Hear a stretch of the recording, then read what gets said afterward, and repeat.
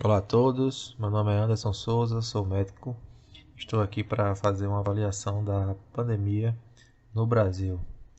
Pandemia de Covid-19 na data de hoje, 15 de fevereiro de 2022. Então aqui nós temos um gráfico da pandemia de Covid-19 que se inicia aqui no dia 13 de março de 2020. Esse gráfico reúne dados de número de casos novos e no tempo, distribuídos no tempo. E também temos a média de 7 dias desses casos novos, que está nessa linha azul mais clara. Estas barras que estão na vertical representam os novos casos de Covid-19 a cada dia. E aí nós vemos essa curva menor logo no início, que foi a primeira onda.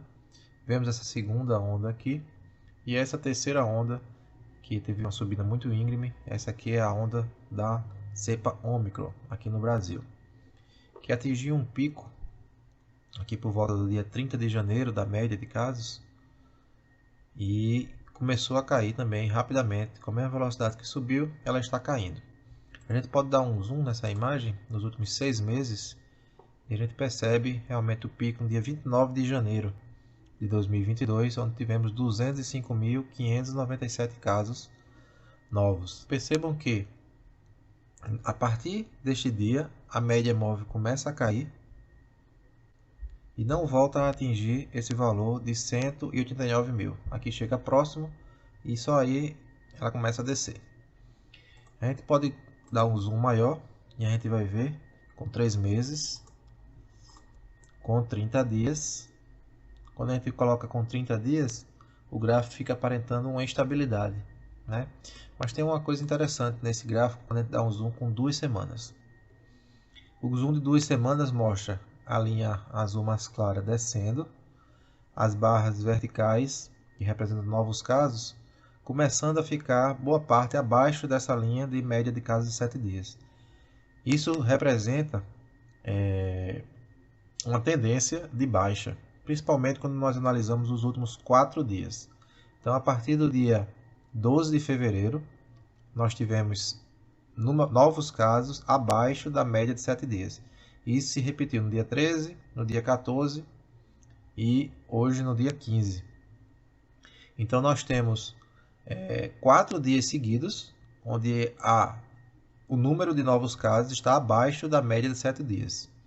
Isso é um indicativo que não ocorreu em nenhum momento, desde quando os casos começaram a subir pela cepa Ômicron, e que para mim já pode sinalizar um início de uma tendência de baixa de novos casos de Covid-19 pela cepa Ômicron.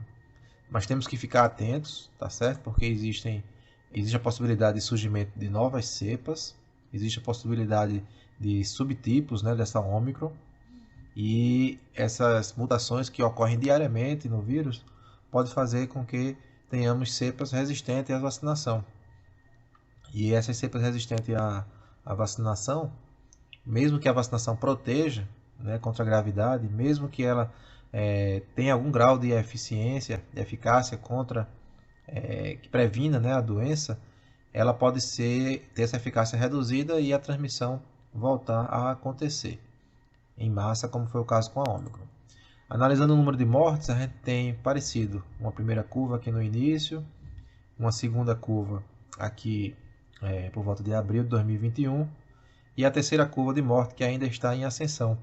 Quando a gente dá um zoom de 2 semanas, a gente percebe que a maior parte das barras ainda está acima da barra branca, que representa a média de mortes. Né? Essas barras verticais representam o número de mortes diário. E a gente teve aqui, no dia 12 de fevereiro, 879 mortes e uma média de 893. Então, abaixo da linha da média. A quantidade de mortes abaixo da linha da média. Isso se repetiu no dia 13, no dia 14, porém no dia 15 já subiu. Então, não houve aquela sequência de 4 que eu referi. Quanto mais barras abaixo da média, mais se firma essa tendência de baixa. Mas eu já vejo como 4 dias seguidos, como é o caso do número de casos novos, como um indicativo de que possamos estar já diante de uma tendência de baixa de novos casos no Brasil. Analisando o gráfico de vacinação, a gente percebe que no dia 15 de fevereiro de 2022 temos um total de mais de 174 milhões de pessoas que já tomaram pelo menos uma dose. Pessoas totalmente vacinadas, né, com 2 doses nas vacinas que são assim de 2 doses ou com uma dose nas vacinas de dose única. Temos mais de 152 milhões, o que representa do total da população, pelo menos uma dose 82,2% e totalmente vacinada 71,8%. Então nós temos aí mais de 70% da população totalmente vacinada. E receberam a dose de reforço 27,1%. Então precisamos avançar na dose de reforço para que tenhamos uma imunidade permanente, uma imunidade, digamos assim, persistente, né, por mais tempo na população. A gente sabe que a imunidade tende a cair com o passar do tempo da dose da vacina. Ok? Era isso que eu queria mostrar para vocês.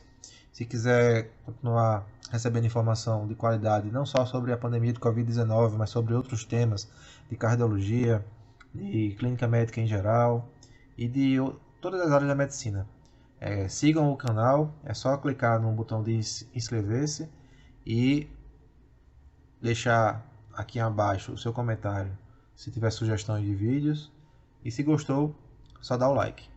Um abraço a todos, tudo de bom.